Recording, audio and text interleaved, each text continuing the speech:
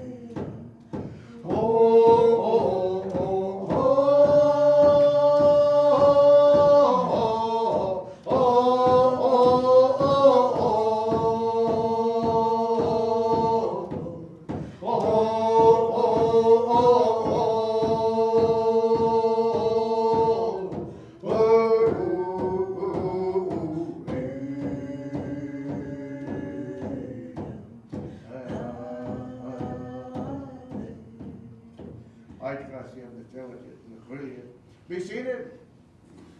Well, thank you, everyone. Thank you, Bill, Louise. One that they did it. I guess the song is to open up the day, the thoughts, the mind, to set and prepare for our visitors, our guests, our elders.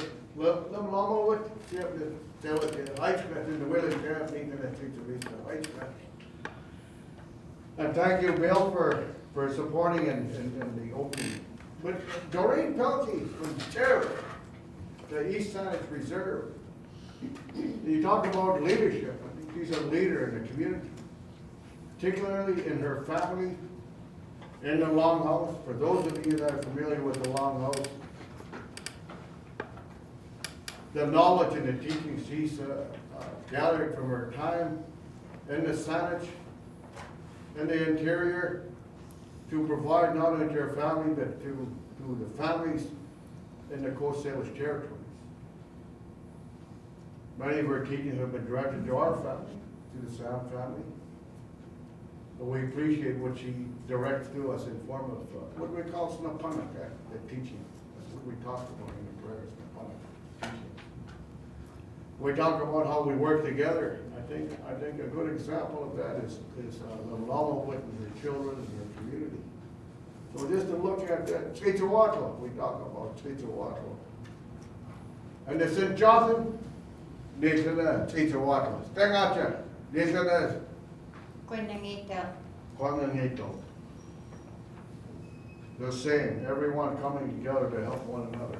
And we've asked Doreen to come and spend this little brief time with us. So Haichka, we thank you, Doreen, for making time to come over. And thank you, Eric, for bringing your mother down, and our elders from Suk, Bert, and Lawina. And our visitors from Yakuchi, we want to thank them for taking some time out to come and sit with us. And we have an elder from Yakuchi, Alfred is the elder, from Yakuchi. They come to listen to what's going to be provided today. I want to thank Virginia for the organization of today and the past. Thank Lemus for coming down from Cowichan, Louise, and the other visitors. So we leave it.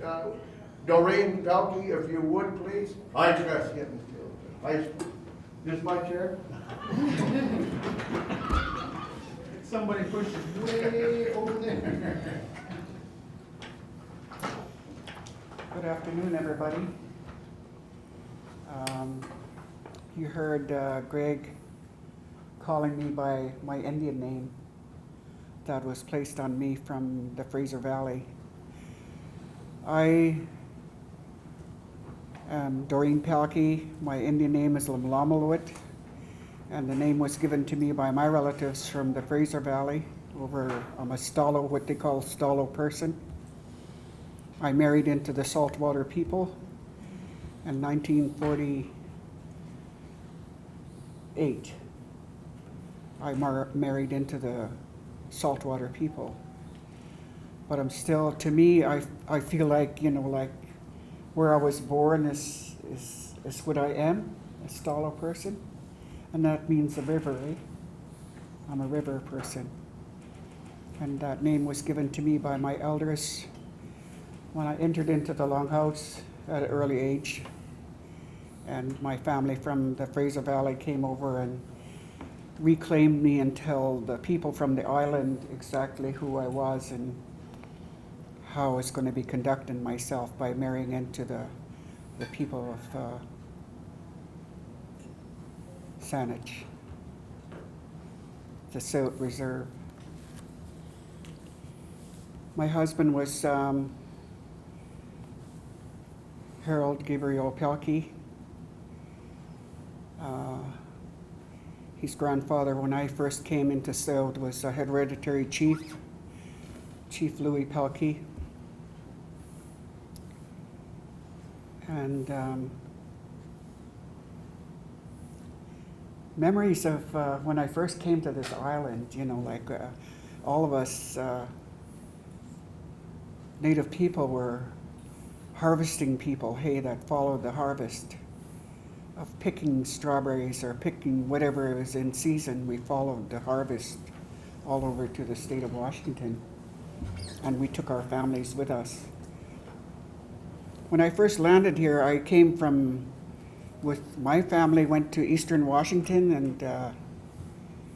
and then met up with my husband and came home with them and lived in Cowichan area for a whole year or a couple of years, that's where my husband's grandparents on his mother was from.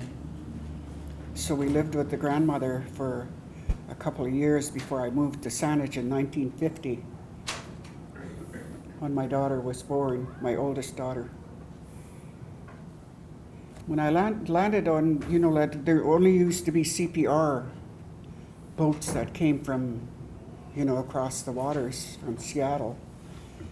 And at that time in the 40s, late 40s, we weren't allowed to ride up on the upper deck. We were allowed only to ride down as cargo down the bottom deck for where all the cars were and everything, and that was in the late 40s, eh? And I had no idea that that's the way things were at that time. I didn't understand that because that's the first time I came to the island, so I didn't know that was the way things were. We went through a lot of hardships when I have 10 children. I have 8 daughters and 2 sons. My son's sitting here, my oldest son. And we traveled, back and forth, picked berries, and even had a couple of my daughters board in the state of Washington at the berry camp. And my son here was born in Cowichan, and we passed by the bridge one time, a silver bridge up Duncan there, and I said, "Hey, that's where you were born, right there." He said, "Why was I born there?" And this was just last year, Why was I born there? I said, because I didn't want to be in the hospital, and Christmas was coming up in a couple of days. I said, I didn't want to be in the hospital on Christmas, so I just said to him, their dad, I said, "I'm not going to the hospital." I said, "I'll just stay home. Your grandmother can deliver this, whatever it was, coming." So he was born at his great-great-great-grandfather's home in Cowichan by the Silver Bridge or the Black Bridge, whatever. And he didn't know that, and I told him, that's where you were born. He said, why the hell was I born there? But this is, like some of the things that used to happen, and, and there was really a lot of things I didn't understand about how things were on the island, and in the past it was like an English town, an English city where, a lot of people still believed, and there was a lot of prejudice. I mean, there was still prejudice, but, in that past it was really, really, wasn't just the young people, it was, people that had authority to have stores, doctors' offices, the theaters, and everything that, that we used at that time. We weren't allowed to chose a doctor, and they had small little rooms in the corner of the offices where they treated Native people. We weren't allowed to sit with the rest of the public. And in the theaters, you're allowed to only sit on the upper balcony in a certain area in the balcony. I don't know whether Bill remembers this, but in Cowichan, they used to sit the Native people up in the balcony, like in a certain spot, and they never was allowed to sit with the public. Dental, everything that we had required was worked like that for years. I think it wasn't until my second youngest daughter was born that we were allowed to choose a doctor that we wanted to have as a physician for our family. Before that, we weren't allowed to choose, like that's the way the government worked things. I was glad that Greg, I didn't know that he had to run out to get his drum, because I got my drum here. And I never know when I get asked to go somewhere and people ask me to do something. They never tell me ahead of time what I'm supposed to be doing. They just say, could you be there? Could you be there and do the opening, for us. And the drum, like Greg and my nephew Bill there, the drum, or the heartbeat of our people, hey? That's the heartbeat of our people. And even though, you're not Native, or, the culture is totally different compared to ours, but when you hear the drum, it's just like, wow. You can feel it. You can feel the vibration of the drum, like no matter if you're not into the spiritual longhouse like we are. As young people, you heard Greg saying, like that him and his brothers and his family learned a lot from our family, our immediate family. When Greg and his brothers, when they were at a young age, their parents decided to bring them to our longhouse, to put them into our longhouse, to have them reborn again because of the lifestyle that they were sort of falling into that wasn't acceptable by his family, his dad and his parents and his grandmother, who was still alive. So as a young person, him and his brothers lived in our longhouse for the whole maybe 3 months, while we sat with them day and night and sang songs and sang and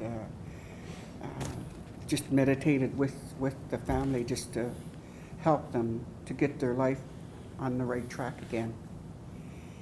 And I always say the longhouse for us is not a house of punishment. Every time I go into the longhouse and they're bringing in young people, and I get up and say, the house is not a house of punishment.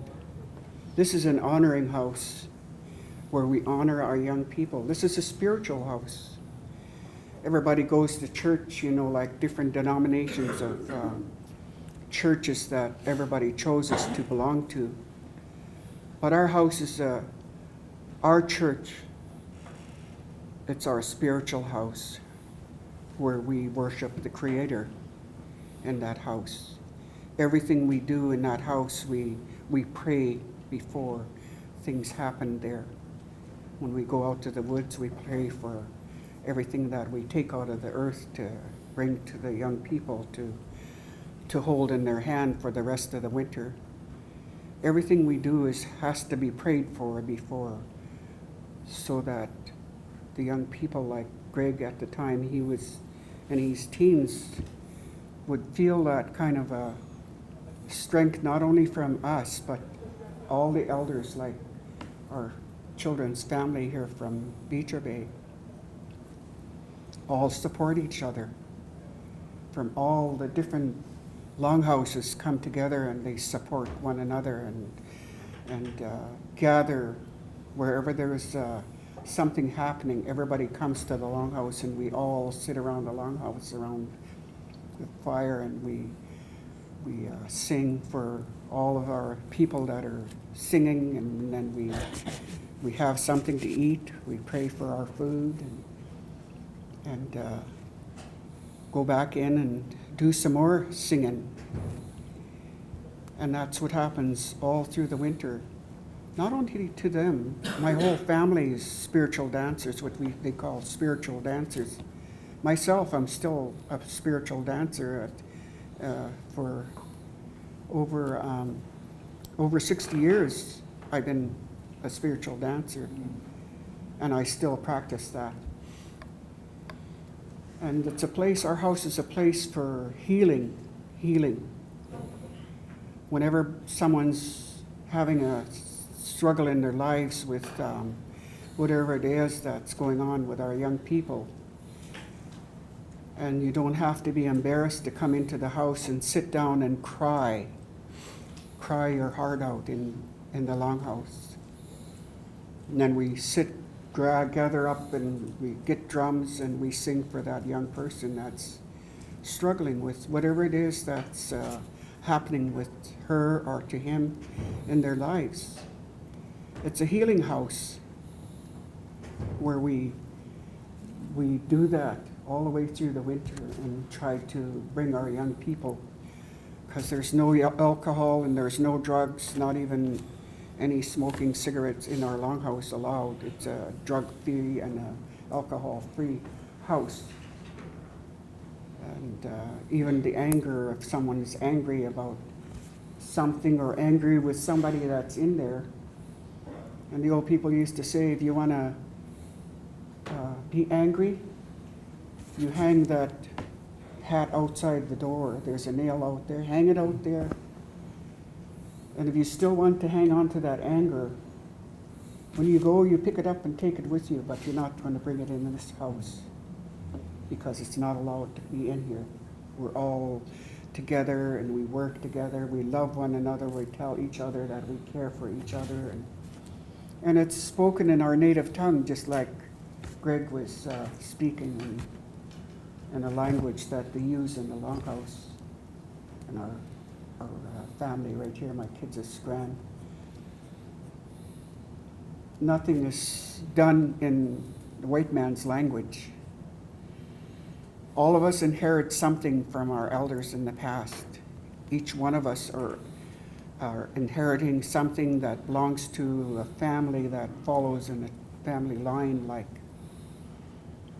there's different songs, there's different masks, there's different things that we use for the longhouse that certain people are entitled to use, and we all support each other.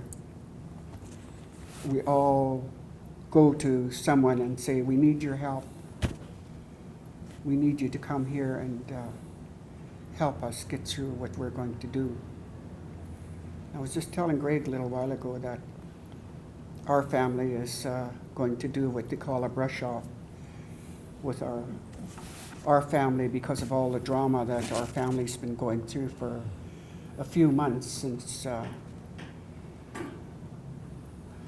before the new year came in. We lost quite a bit of our family, and some of our family hasn't been able to pick themselves up yet. You know, they haven't been able to pick themselves up.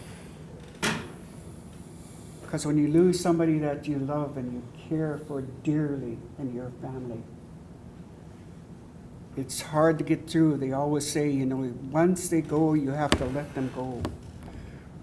But still, there's some of our families that are really in grieving, and they don't know how to get out of that depth they're in. It's just like a hole. They need to surface. So I was telling Greg that our family is going to have a brush off on the 10th of September, and we're going to pick up some of our families that have been in that despair for a few months now. And you know, they say you listen to different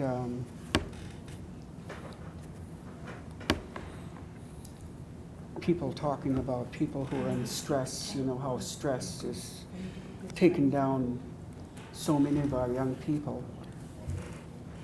And there's been nothing for older people like myself, you know, who were in residential school to pick us up.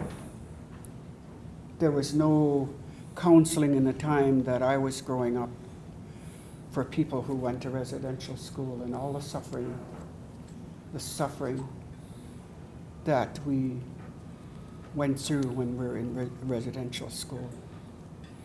And even my children, my son here, went that suffering when he was in residential school, him and his sisters.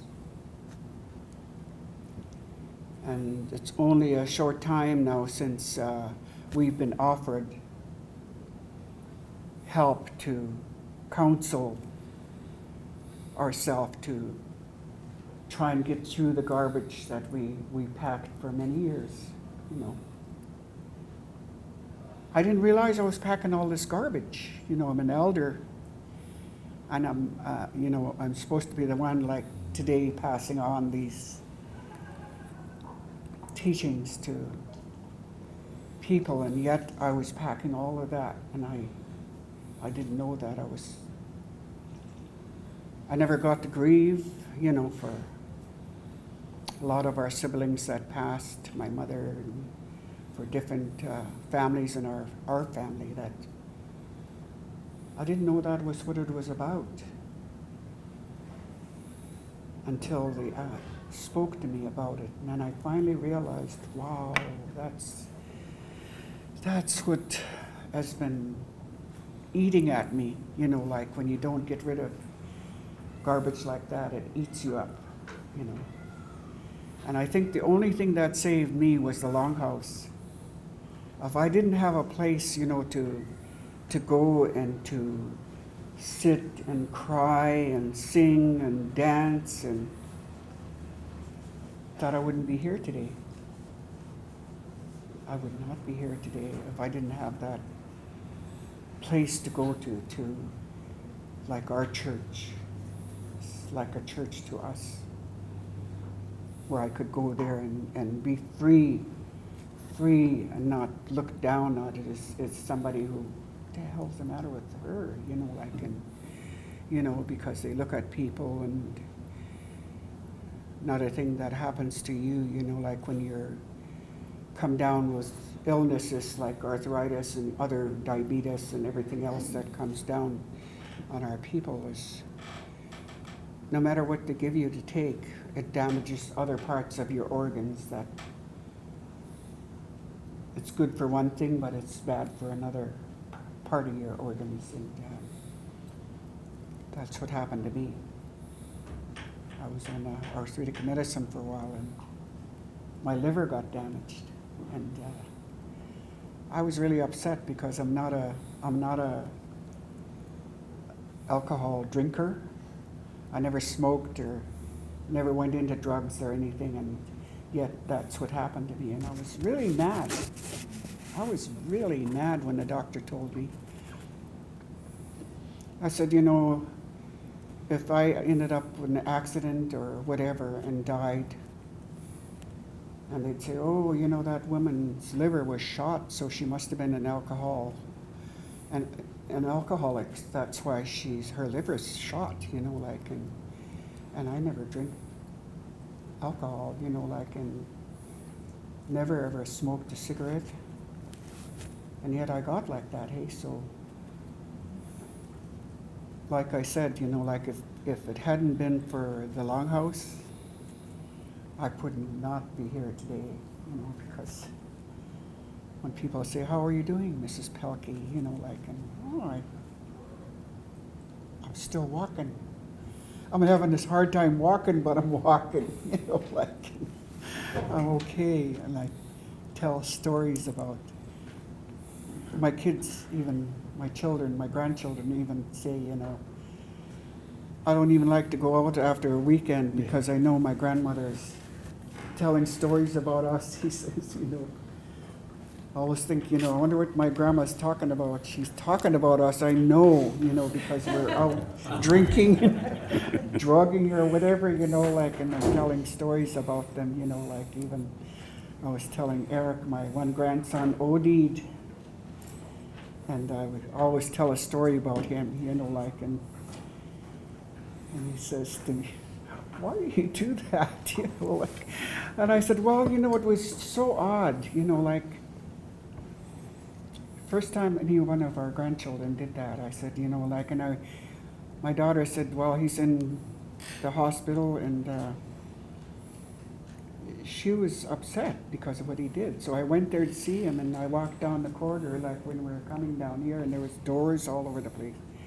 And I was looking down there, I was thinking, he's in an institution, you know, like, I was kind of scared, you know, because I'd never been in an institution before, so I was walking down there, trying not to look around, and he poked his head in the door there, and he said, Grandma.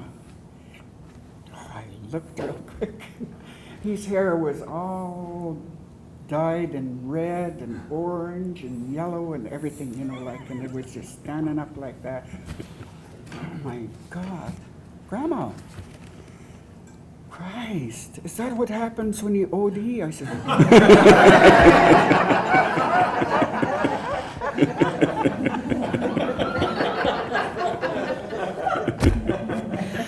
he come over and he hugged me. He said, what? You know, like, and I said, well, your hair is all different colors. Is that what happens when you OD? No, Grandma. So I said to him, I said, you know, when I go to the youth workshops and I talk about, you know, people who are in a bad way and choosing to try and do away with their lives, I said, I talk about my grandson who did that, but I make it a funny story after, you know, just laugh about it after, but it wasn't funny. It wasn't funny when it happened, you know, like I was worried and crying because I didn't want him to die. But the ones that indulge in stuff they're not supposed to, his sons were saying to him one time, he said, you know what, Grandma doesn't even need her canes. I used to walk with 2 canes, and I don't even think she needs it, Dad. She just use it for a weapon when she comes around.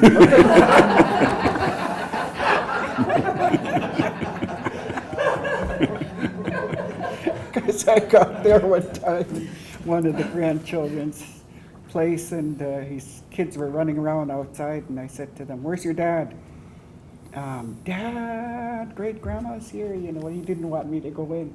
Dad, great grandma's here, you know, like, and I said, where is he? He's inside there, Grandma, you know, like, and I went in, and where are they? And there in that room, there was a little laundry room in the corner there, and I went there, and I kicked the door open, just booted the door, and the door flew open. Here comes all that smoke, you know, like smoke coming out of there. I had my cane, and I started swinging.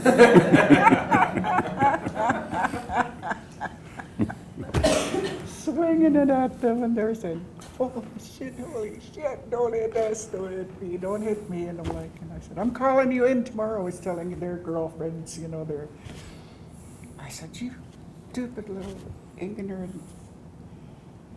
Your kids are walking around here and there you are. I said, I'm calling you in tomorrow. I said that to my grandson's swimming. I said, I'm sorry, Grandma, I'm sorry. You know, like, but that's, you know, like, just the way I am, you know, because I'm concerned about, you know, what the young people are doing and worried about them. And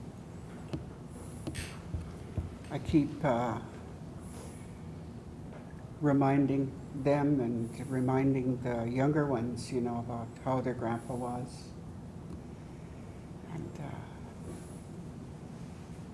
the ones that are struggling, I just said, you know, your grandpa he worshipped the ground you walked on.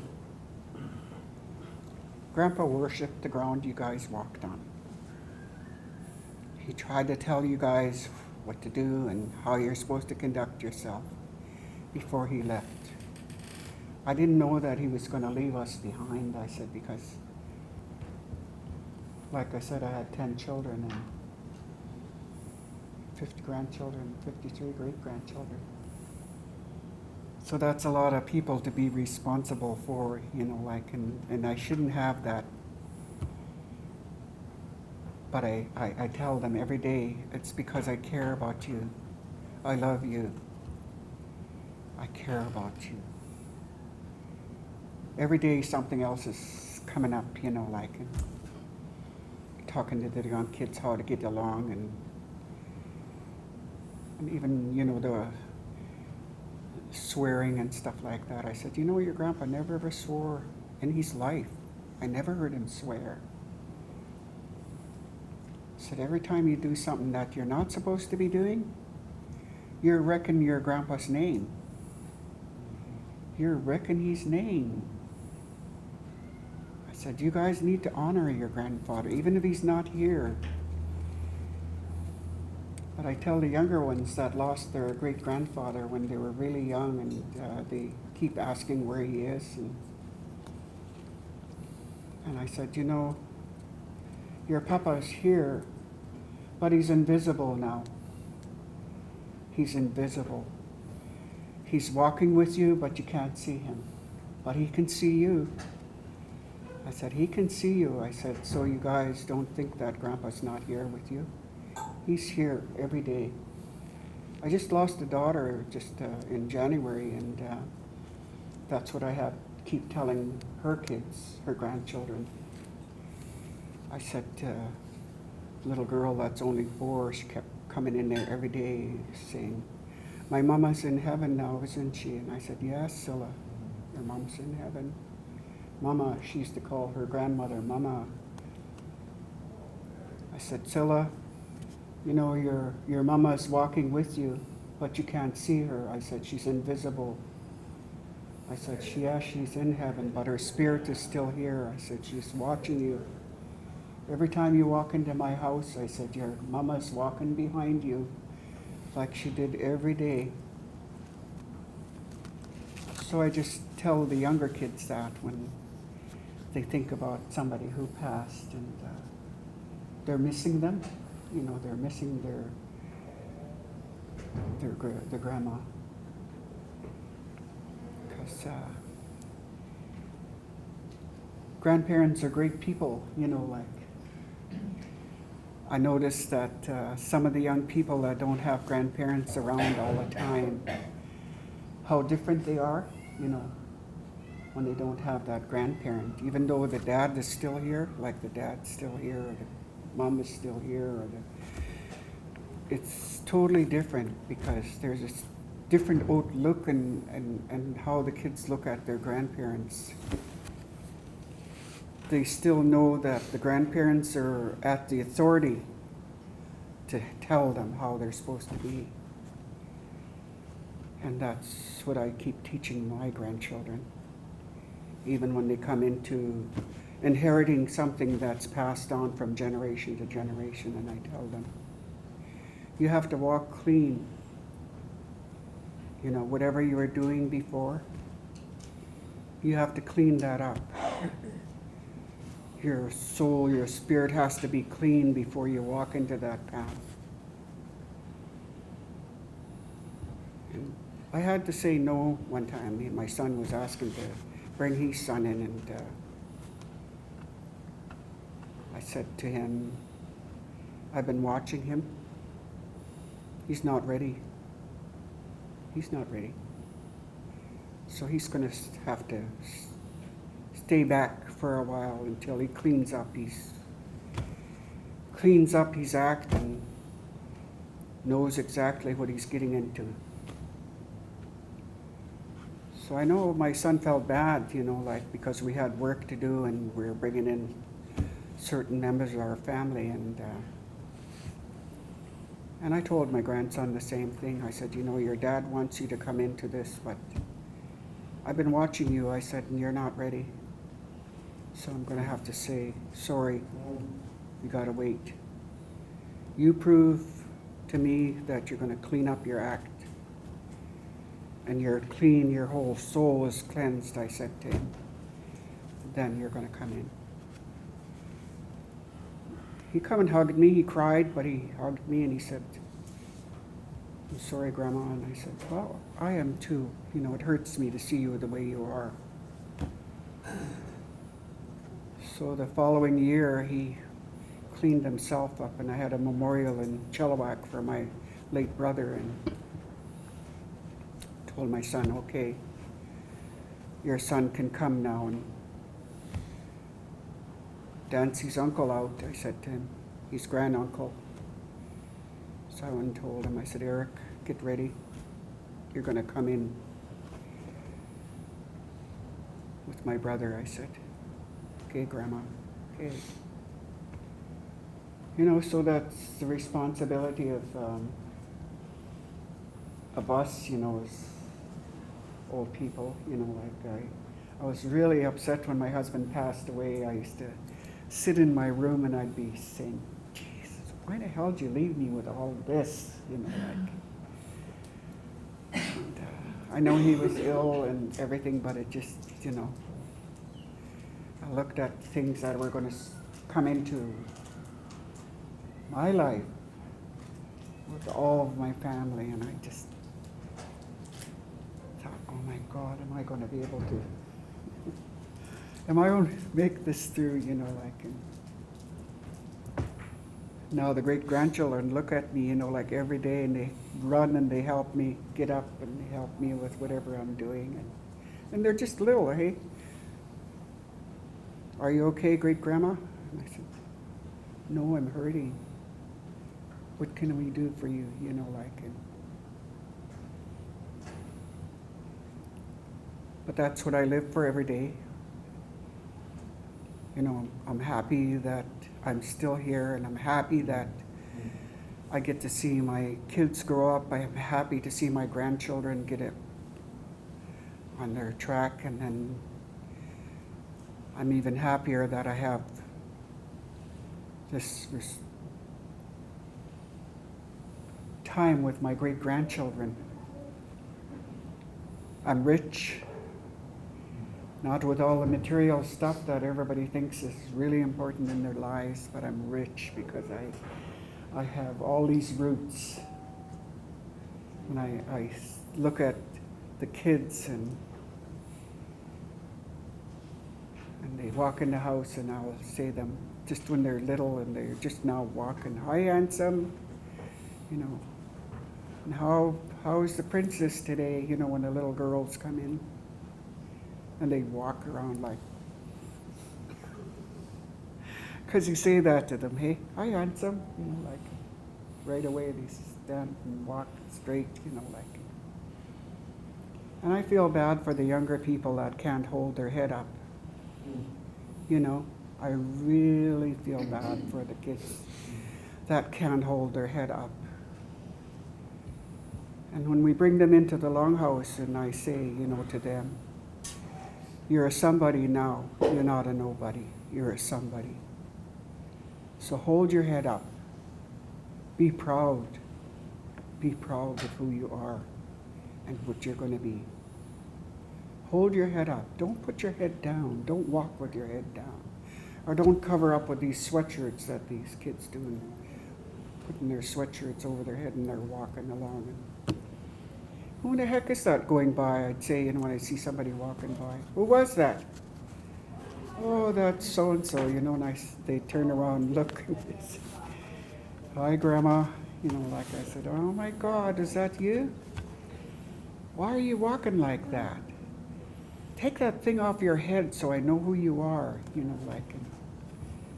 okay, Grandma, okay. They're not my grandchildren, but, everybody in the whole community calls me Grandma or Auntie, or the older would say, hi, Auntie, and I ask the kids, who was that?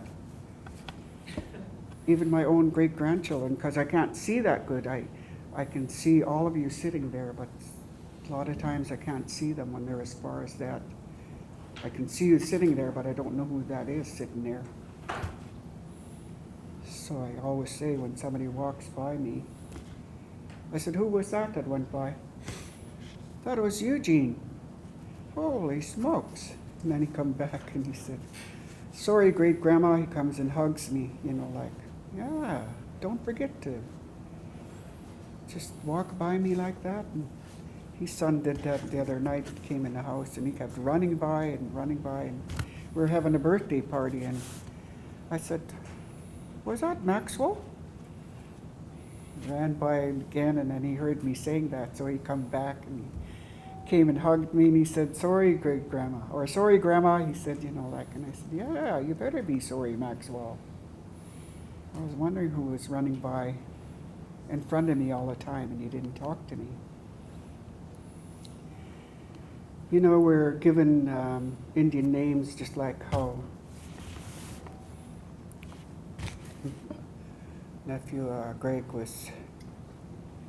That's how you use those names in the longhouse. As soon as you see somebody walking in the longhouse, they don't use the English names. They use your Indian name when they see you walking in. But these guys like Greg and all the younger people, they're like that. They call me by my Indian name, even if I'm not in the longhouse, if I'm just wandering around, and they'll say, oh, there goes Lumlumlo with,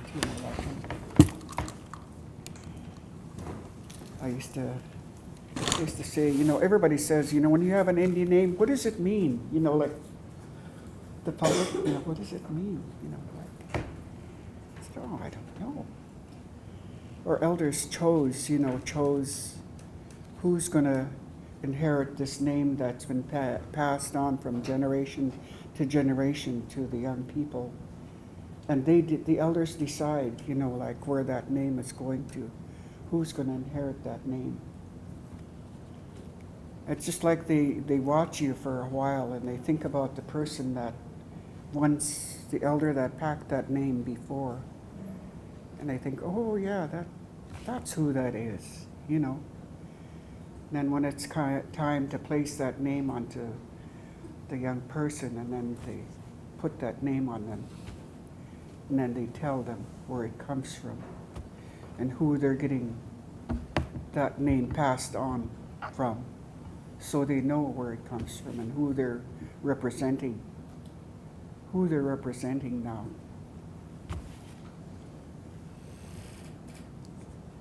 So that's the way the old people were with all the young people that are. They used to make sure they said, don't drag that name in the dirt, because that person was a siyam mistimuk, what they call a well-acknowledged person. Don't drag it in the dirt. That means don't dirty that name. You hold it up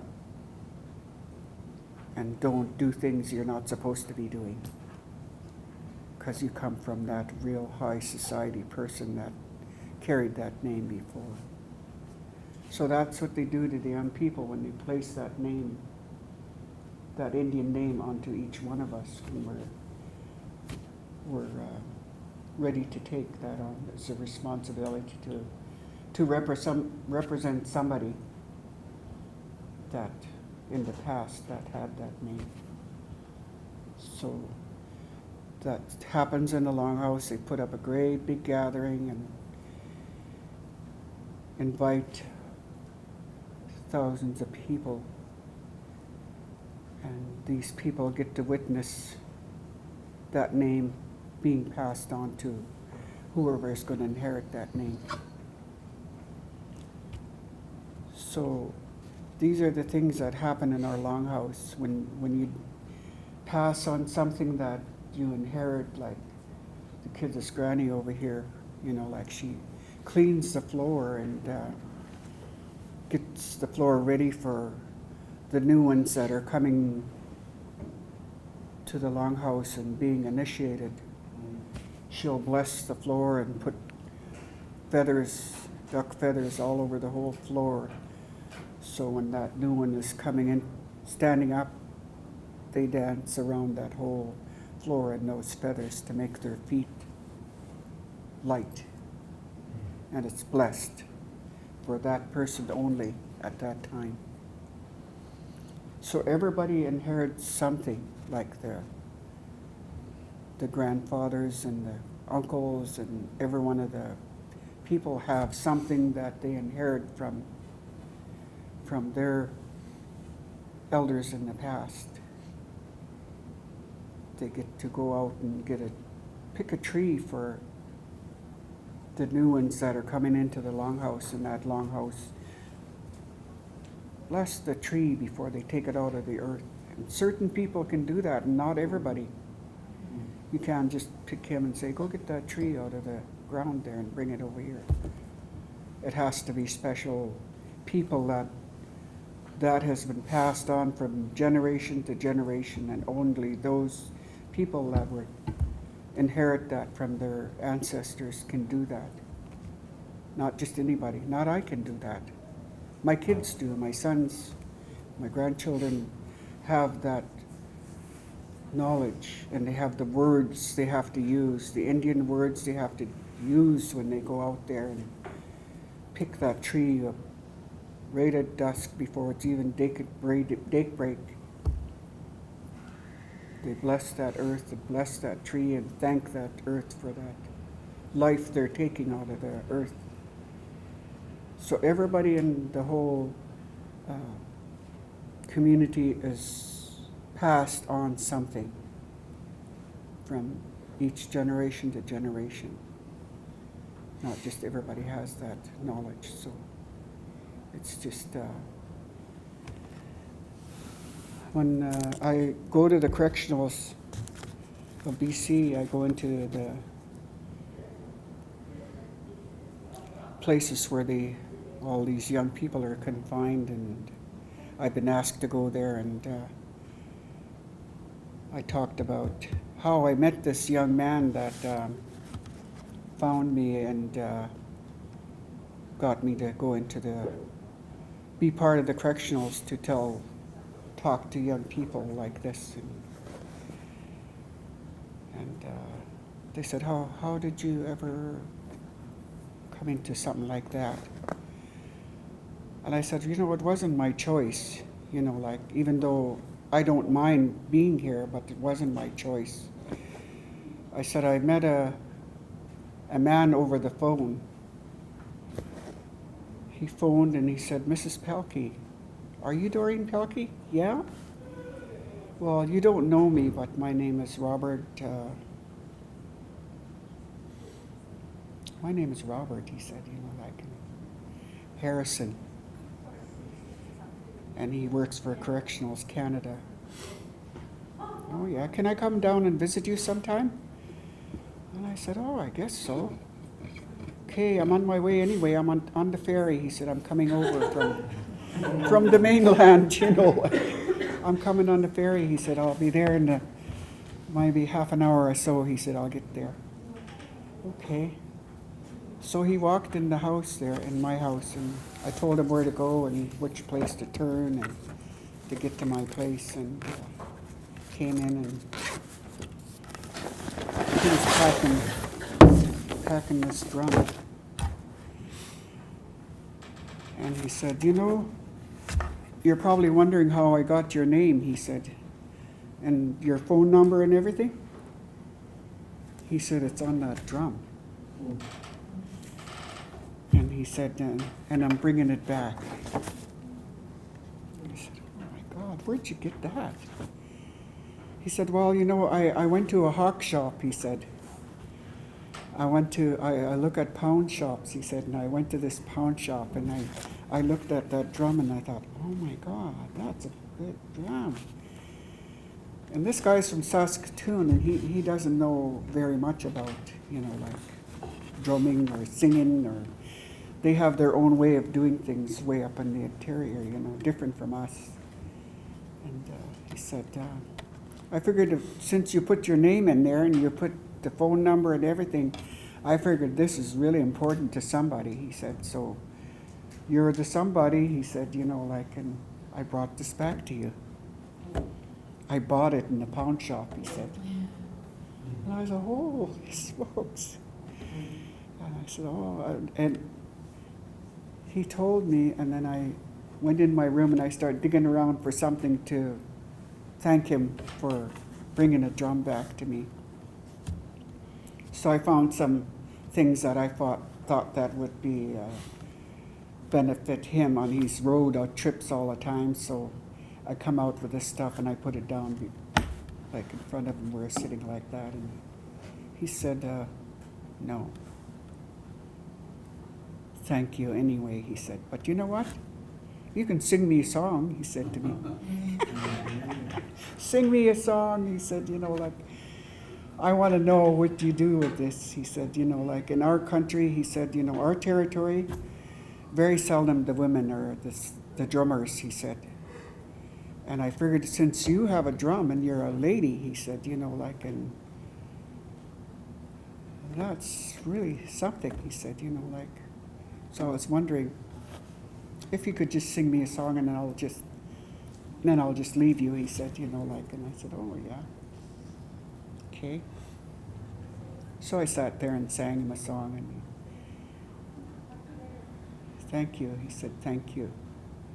But you'll be hearing from me, he said, you'll be hearing from me. I'm going to call you back sometime. So he did, and he asked me to come into the penitentiaries in the Fraser Valley one time. Would you be willing to come over and, talk to people just like this? They have them on the circle, like the inmates, they put them in a circle and you talk to them. They introduce themselves, just like, that's something we didn't do this afternoon, but they introduce themselves and say where they're from, and that's about all they tell about themselves. So we don't ask them why they're there or, what their purpose of being confined, but a lot of them were really, really in tears by the time I left, like, and I said, could you be our grandma? I said, sure. I'd be proud to have you as a I said, I have lots of grandchildren, but you know what? I said, I always welcome people who are lost. I had 10 children, but I and my husband raised like about 30 or 40 other children besides our own that were struggling in their lives, that lost parents, or they came from alcoholic parents, or we took these children in and raised a whole bunch of other children besides our own. So because of the way we grew up, I and my husband with grandparents, and they talked about the word that Greg was talking about helping one another, their title for, helping one another.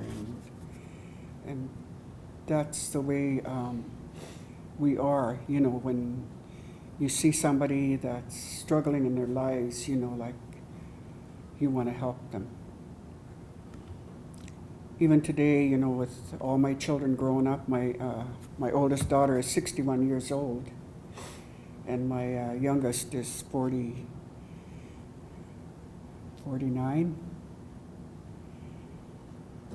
So in between that and their children, each one of them have, like 12 or 14 grandchildren already, so that just multiplies into, and then the great-grandchildren.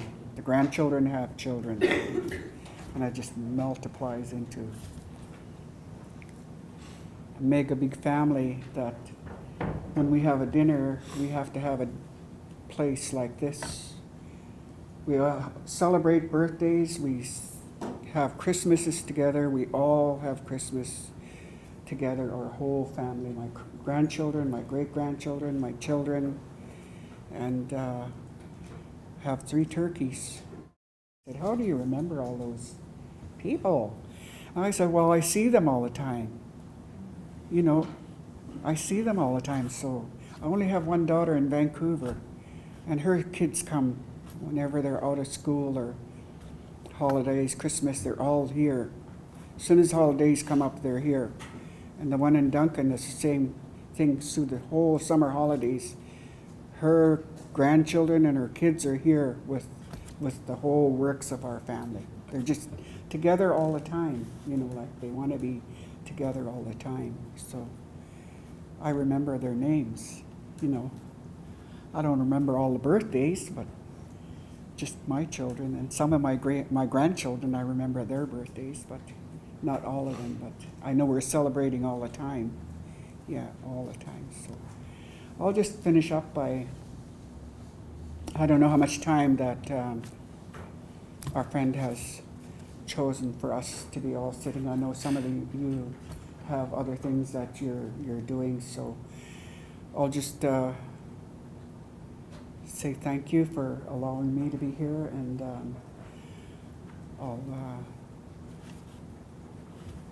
I'll close whenever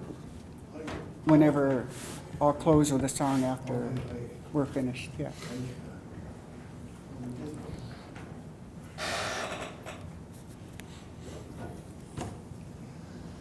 It's difficult to share anything when you look at that form of teaching and the stories and the children and the families and communities. There's so much in the way of, you're talking about Chilean, the things that we belong to, that belong to us, the teachings that come with it. I think you know, when you look at what Doreen has provided, that applies to all of the Crusaders people. And when you look at what she was talking about Sanu, wearing that teaching. Then it was Sneak that believed in Soleno, would say that she really wears that teaching. Well, just to follow up and to add to that, I guess the appreciation that we have to be reminded of, I guess we're reminded, us from the territory, we're reminded of what we need to do to respect not only the longhouse, and you know now that many of the most powerful teachings come from the longhouse. There's a respect that and support that the coming together to help one another in the longhouse. I've told you that story about all the responsibilities of the longhouse, and everyone knows that. I think when you look at the understanding and the teaching and the knowledge of the longhouse and how disciplined it is in there, and then you come out and follow it. So you look at all of that, Doreen, the mama would never cease to do amazement. She talks about all her grandchildren and names them. 52 grandchildren, 52 grandchildren. Great-grandchildren. You know, and I think that, I guess the caring and sharing that she's displayed, not only with her family, but the people that, you know, that's a nice story to hear about your drum. You know, and how that's returned. That doesn't happen very often. So I think that really tells you what kind of person the Mama is in terms of her belief. She talks about beliefs. The belief of what happened. She mentioned, yeah, the respect she has for different denominations, religions and things, but the belief of the longhouse. I think, you know, when you share that, not too many people understand the longhouse. But if the experience is ever given to you, you understand the strength of the longhouse. And she mentioned, yes, there was 3 of us. My 2 brothers were initiated into charity. And it's true, they looked after us, the family, the Pelkey family. They come down like every day and sat with us and supported us. And they got some stories to tell, but that sort of was within the community, what happened within the community. But I think the beauty and the fun part of that, the discipline that was picked up, because she talked about the naming ceremonies, when you're given a name, to respect that name. And when she said, yeah, those names are handed down to the families.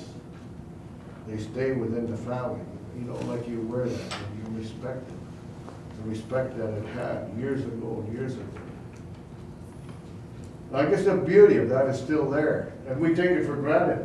That's right. We know, and it's really nice to hear that. We're taking that, again, taking that responsibility to share those things with you.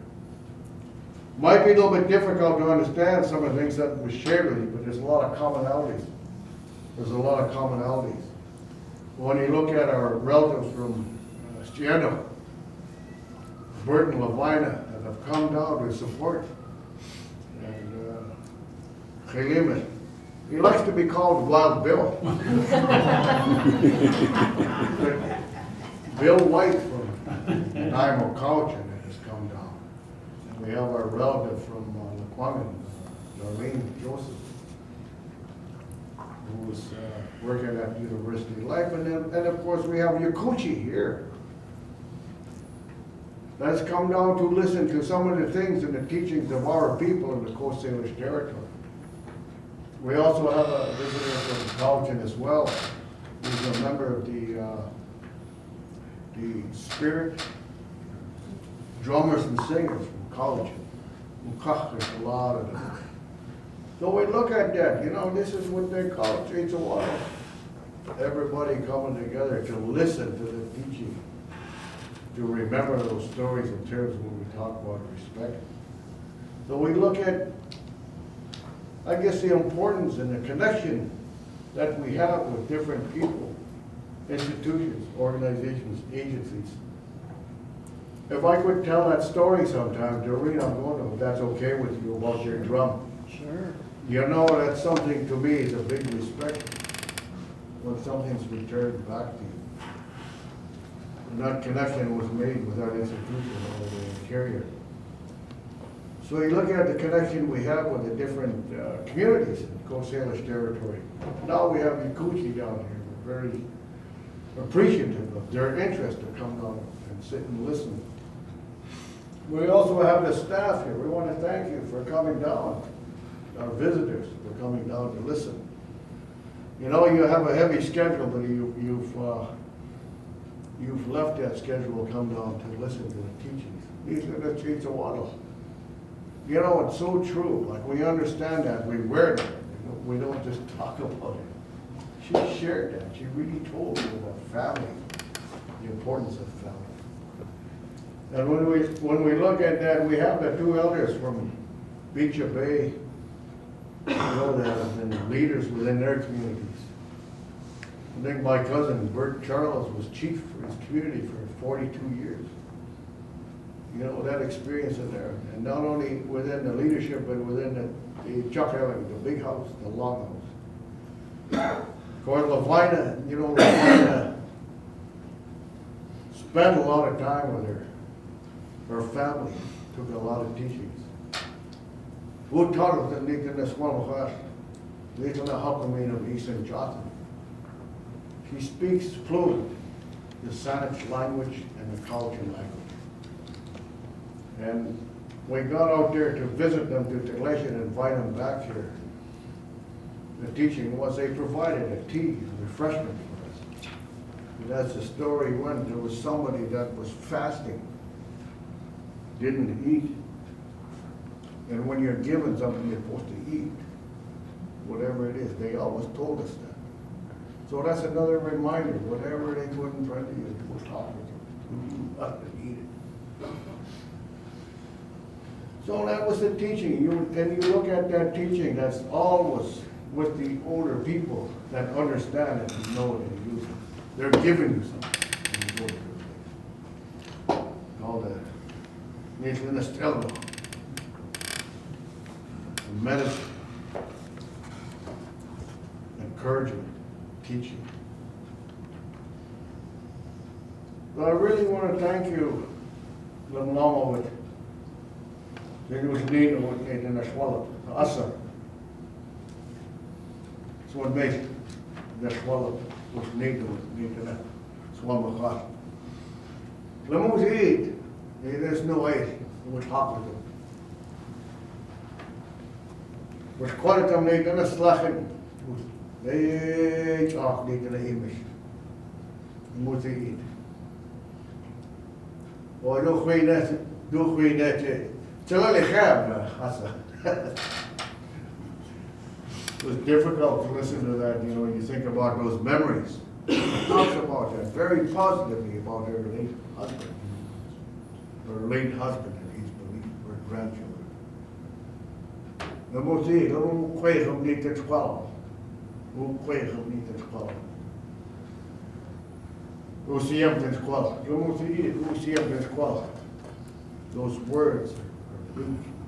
We thank you for sharing them and reminding us, us younger people. Very young. But I was, yeah, when you were talking about return to your drumming, you sang a song. And I got ready for you to sing that song. So in closing, I thank everyone for coming here this afternoon, today, our visitors. And I think we're going to spend a little bit more time with Alfred, and Mitchell, and Jody, and Wendy. So thank you for taking the time out. Isabel, Heiska, thank you for coming down here, sitting with us. Gil, thank you for the trip. Dega. Phil. Oh, Nicola, Ray Peters. Grandson. Ray Peters' is grandson. Thank you. Yeah, thank you for coming down and sit and listening to that. Who taught us me? You understand those teachings. It's good to be reminded to be given more. And that's another policy, is that you never stop listening to that teaching. I think Doreen has expressed that. There's no end to what you've just heard. There's no end to it. So if someone takes the time to give you that teaching, you take it. Because if you happen to turn them away, they'll never provide that to you again. That's very strong discipline. But you also heard another one. Also with Sai, you're not ready yet. It's really nice to hear. That's not easy to do. No, it isn't. That's not easy to do. Well, Tse Tsa Watle, I thank you for that teaching. When you know your young one is not ready yet, you tell them. And when the time is right, then they know and understand. Yaslo was Sai, Yeah. the Nesalim. Yeah. The elder people say, no, they're ready now. So hi chap, Eric. Hi chap, Eric, to Tse Tsa Watle. To move to eat, to see up in squall. They can snow ice. And a swallow, two dollars. You clean out $2 and you can swallow. Well, I just want to thank you again. I think we're ready for your song now, Doreen. Oh, yeah. The closing song. Thank you, Virginia McKendry, for all that you've done. So I just wanted, when you close, we like to have you close this. Is that the closing now? Yeah, yeah. Oh. So you let these guys go scot-free? Yeah. This microphone's gonna be, I think, a little bit, just put on the floor. I talked about our different things that are passed on from our grandparents and our grandparents, you know, like we get things passed on to us. We have songs that we inherit also from our elders, our grandparents and our great-grandparents that we don't use for the longhouse. We have a praying song like Greg was talking about, Ray Peters' grandson who's sitting down there. He's also our family. He's Ray is uncle to my husband. So these kids are his nephews here, even though he's that young. Mm-hmm. That's his nephew here, sitting here. That's the way it goes. Yeah, because even though, Ray's late father and Gabe's grandmother were brother and sister, so his grandmother and Ray's dad were brother and sister. So Ray became the uncle to Gabe, even though Gabe was older than him in age, in age. But he was still elder because he was Jones Peters' son. And Gabe's grandmother was the sister to Jones Peters. And that's the way we talk to our grandchildren too, like with his kids. He had kids that were at a younger age than our great-grandchildren. So our great-grandchildren call his boys and his daughter auntie and uncle because he had kids at a later time, him and Rachel and Sandra and Lorna Doone. So those kids, even though they're younger than the great-grandchildren, but that's their uncle. So when Andrew comes along, Lorna's son, and he's 2 boys and the girl, I'd say that's your uncle, Uncle Maxwell, even though they're older than the great-grandchildren. So that's the way we teach our kids how to respect,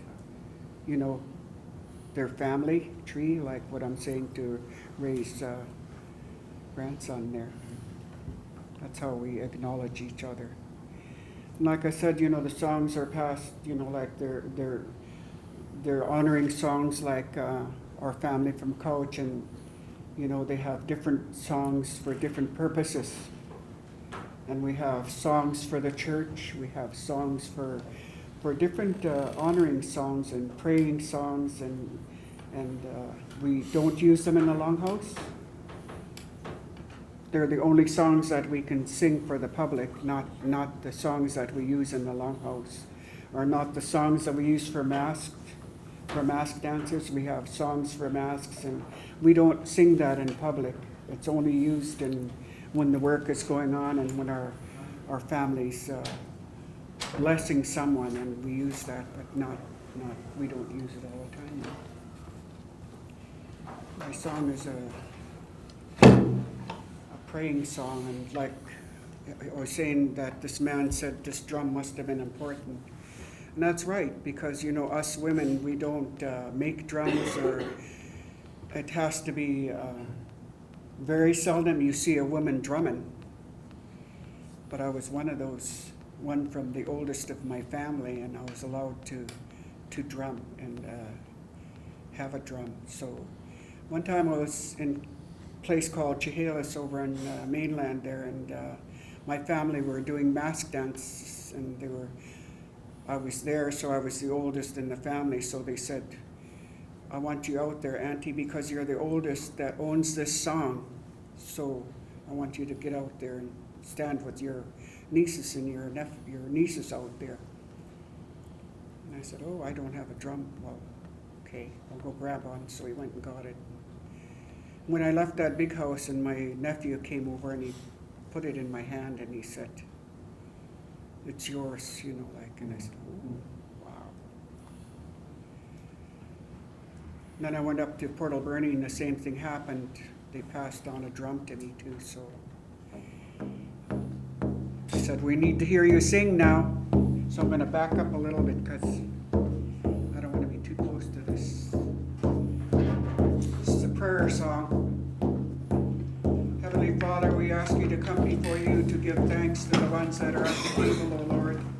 We thank you, Lord, for bringing all the visitors and all the members of the family together at this table, O Lord. We give thanks to even the ones that are gone before us, O Lord, for the elders that have gone before us or sitting, listening, and watching us. We give thanks also to them. Lord, we thank you for the ones that are ill, or families that are struggling in their lives on alcohol and drugs, oh Lord. We ask you to touch each one of them, oh Lord, and show them the way out and lead them out of the despair they're going through, Lord. We're asking you this in the name of Jesus. Oh,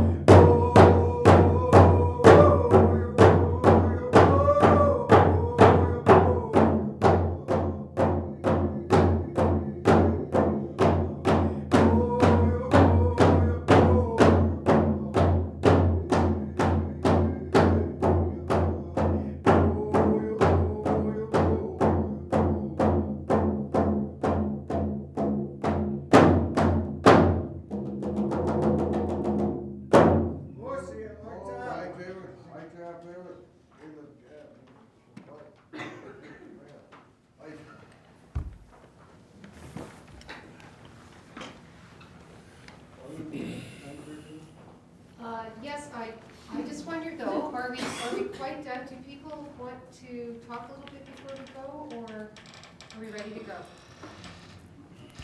Any questions? Was, my mother never explained the meaning of her Indian name, Mamlamawat. That means child of lightning.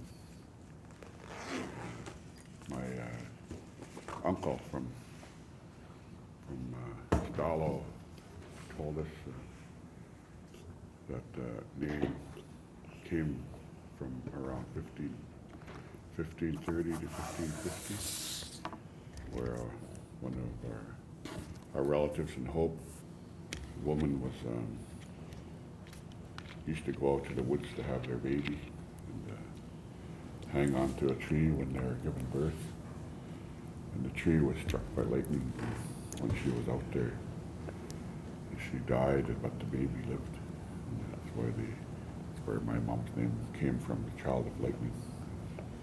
So that was the birth of her name. I just wanted to share that.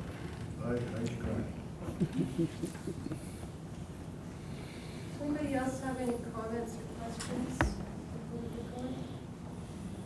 Please. I just wanted to thank you very much. Came in with a heavy heart today. Your words. Good.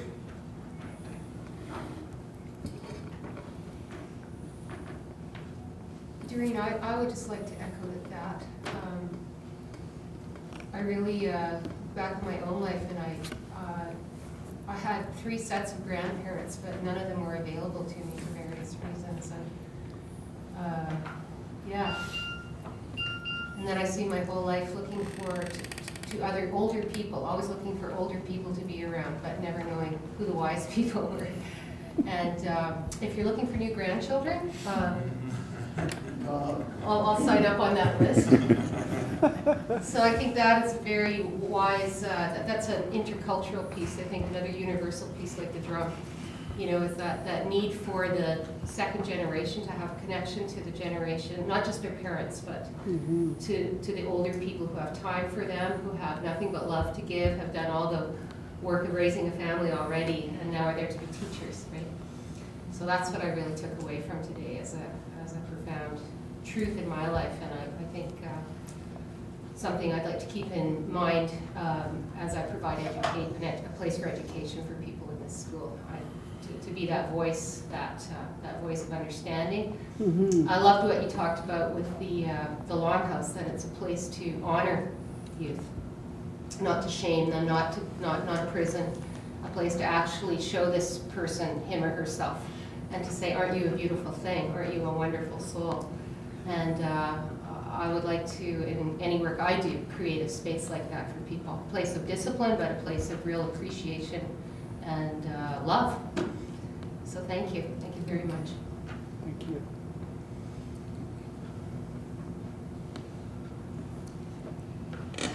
Hold on. Okay. I would also like to thank you for sharing today, and to you, Greg, and for everyone for welcoming our guests from the project. It's been a good journey to be here with them today, and to have the opportunity to provide a sense of your own community, your own family, and your own traditions and Eagle Salish has been coming from you is very powerful. Thank you. Thank you. It's very good to see you here. Bert, Lena, Doreen, and Eric. It's good to see you here again. Thank you. Thank you. See ya. Now I know why my mom and my Auntie Irene and Auntie Chili loved you so much. It's the first time I've had a chance to hear you. I knew when we were traveling down here for any of your work, they said very quietly, oh, it's Doreen's work. And then they were really quiet. We had to be quiet all the way coming down. My goodness. Oh, it's wonderful to listen to you. Like my cousin Greg, I just about cried when you were talking to your grandchildren about your husband and having to be good. Yeah. It was so powerful to hear that. I almost cried myself listening to them. I was thinking how wonderful it is for your children to have their mother still around to share all of these teachings. And I really want to thank you for covering us with this greatness, this old teachings, this powerful teachings about being clean and being strong, Yeah. and holding ourselves in a good way. I think it's really important to share it with our relatives from the north who would benefit from. This is a very unusual occasion, dear ones. I'm going to call you relatives, to hear this kind of teaching coming forth. It's so powerful. One of the oldest, most highly trained people in our territories is covering you with these teachings. We know, I'm going to finish now, but we know that where you come from is the oldest part of this province. Teachings and rituals and ceremonies as old as time itself. And ritual, people foretelling the future. That was the great gift from the little time that I spent in your territory. And so I'm really glad you were able to benefit from this wonderful, wonderful teachings. Thank you for the invitation. Hi, Scott. Thank you. Okay, Alfred? I got some notes, I'm taking some notes too, which I gotta take home. They're taking visual documentaries and stuff like that. You may know every individual have different point of view, different feelings we have for ourselves, individual selves. And when we get home, we'll put it all together and compare notes and see what we could come up with to enhance better education in our territory. And you know, some things that are he said, you said, I'd like more ask you to be more specific. On nations, like you said, every nation we have our own thing going, our own spiritual beliefs and stuff like that. And to control what we have within ourselves. Could you, how can we control that? How can we? And she says, where I was born is who I am, which is a bit in me.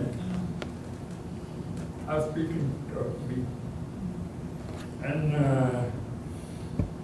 the power of what you are calling, you know, like the song you just sang. You know, my belief into, I don't want to go into a branch where I want to hurt individual medicine man or medicine, you know. Say something that slapped me in the face, for example. You know. I have some elders that really believe the way you do at home. And they send me because they think I can get out of a job better than they can. Or maybe I'm just a sucker that you know. Do I make myself clear? Thank you. Well, thank you, Alfred.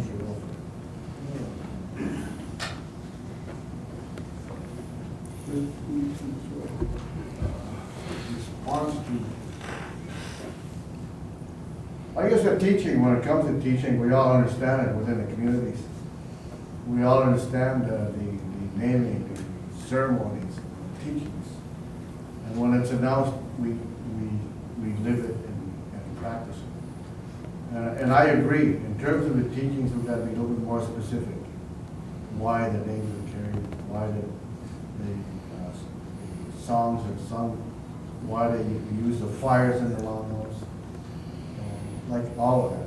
I mean, there's a limit to where we can go, but I think you're right. Or be more specific in terms of like the direct teaching and understanding and respect. I think that's the big one, respect. And the belief we have in our teachings, particularly with the longhouse. There's many more ceremonies that we didn't talk about.